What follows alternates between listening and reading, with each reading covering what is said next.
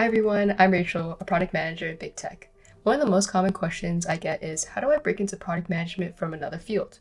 Whether you're coming from engineering, consulting, data, or marketing, the first step is building a resume that's tailored for product management. In this video, I'll break down 5 chapters that show you how to reshape your resume and land a PM job. We'll start with the fundamentals of a product management resume, then show how to adapt your existing experiences into a strong product-focused one. From there, we'll dive into each section in detail. Finally, I'll wrap up with real examples of resume transformations from the most common industries that pivot into product management. So let's start with the basic fundamentals for your product management resume. Keep your resume to a single page if you have less than 10 years of experience. After that, it's 1 page per decade of experience. Next, you want to focus on content over aesthetics. Nobody cares about the font, colors, images, page layouts, as long as the content can be delivered throughout the resume.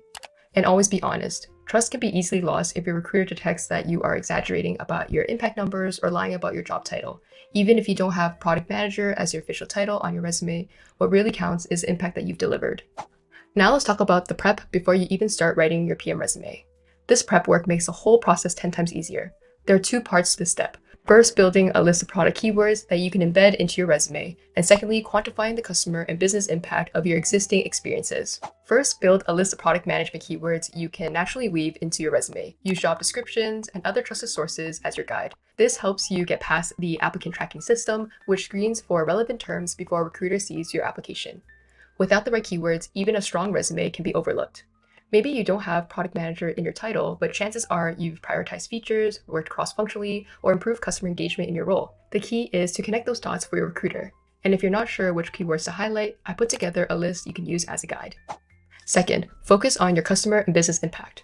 As a software engineer, you might highlight that you improve API response time by 40%, or as a consultant, reduce reporting cycle from 10 days to 3 by automating workflows. Those are strong wins, but for a product management resume, you want to show that you solve meaningful customer and business problems, such as improving user experience, increasing retention, or helping leadership make faster decisions. If you're not sure how to reframe your experience, here are examples of customer and business outcomes that translate well across different roles and industries, not just product management. These examples can help you translate your experience into a more product management one. Now that you're done with the prep, let's talk about the product management resume structure in 4 key parts. For your education, you want to keep it simple. List your degree, major, and school. If your GPA is above a 3.0, then you can include it, but it's not required. For early career folks, you can also add relevant clubs or extracurriculars, but don't overthink it. This section should stay lean. Next is work experience. This is where recruiters spend most of their time, so make sure you're showcasing outcomes, not just your responsibilities. The best way to do this is with the XYZ method. X is outline the problem you faced, Y is the action you took, and Z is the measurable impact. Make sure to also incorporate the product keywords we prepped earlier too. Let me give you an example of an OK experience on your resume, followed by a stronger product-focused one. So first, the OK example is developed and optimized mobile onboarding flow, reducing a sign-up drop-off by 20% through UI refinements and API performance improvements. And the more product-focused experience would be led a redesign of the mobile sign-up flow with 10 plus engineers and designers after diagnosing funnel drop-offs, increasing new user activation by 20%. Here, we sharpen the impact metric to make the outcome clearer, and you'll notice that the XYZ structure doesn't always need to flow that exact order. As long as you show what you did, how you did it, and the impact it delivered, then that is a great product-focused experience. Now let's say you were at a company and want to highlight one big project that you delivered instead. That's great. You can still use the XYZ method, but break it down into 1 bullet each. Outline the problem, the actions you took, and the measurable impact in 3 different bullets. And just like before, make sure to back up your impact with success metrics. Next is the entrepreneurial experience section. This is your chance to showcase the cool things you've been building outside of work. Use it to highlight side projects, accomplishments, or soft skills that show off strengths you haven't covered anywhere else in your resume. Now we have the skills section. The skills section can be a bit controversial. Include it only if you have technical skills that match the job description.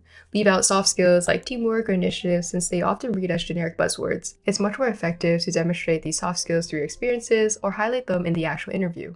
And if you're short on space, it's perfectly okay to skip this section altogether. Now let's look at examples of how software, consulting, and data experience can be transformed into product-focused resumes. I've pulled anonymous snippets from friends who've successfully made the transition into product, and I'll show you the before and after versions that help them land product interviews and jobs.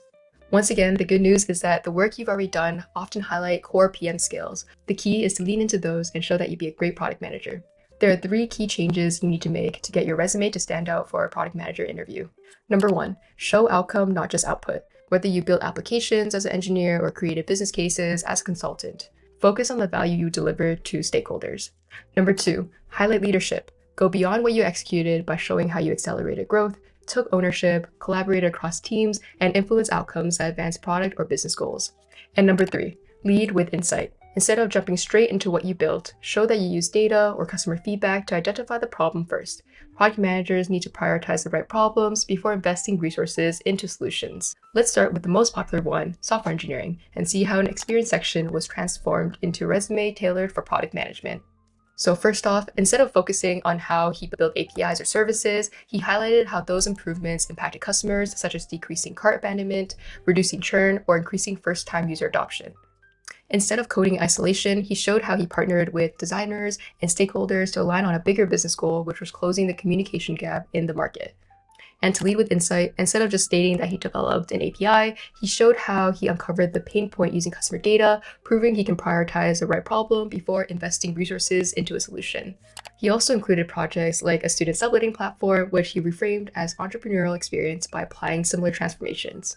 Instead of focusing on the output, like building a messaging system to handle 2,000 daily messages, he highlighted the customer outcome, which was supporting 2,000 users safely find sublets. He also showcased leadership and soft skills, such as launching a college ambassador program that brought in 30% of new signups. Now let's jump into a consulting resume and see how the 3 transformations were applied to reframe it for product management. For impact, instead of simply saying that she streamlined workflows to save days of reporting, the revised version shows that she reduced cycle time and boosted client satisfaction, making an impact, which is directly impacting and helping stakeholders. Next, highlighting leadership. Rather than stopping at presented findings to executives, she emphasized how she partnered cross-functionally with internal and external stakeholders to translate strategy into product initiatives that align teams around a shared objective. To drive insight using data, they went beyond simply claiming market research and demonstrated how they combined customer data from multiple sources into a business case projecting $20 million in annual recurring revenue potential. In this last example, transforming a data science resume, we can see how the same technical experiences were reframed to highlight product management skills. We shift from talking from the technical details to highlighting the business impact, like empowering teams to make faster robot decisions and reducing reliance on ad hoc reporting. To show more leadership, we talk about working cross-functionally and driving the decision-making process in the projects. And to lead with more insight, instead of just jumping into a problem, we wanted to use data to figure out what the most crucial pain point is for the customer and solve that problem.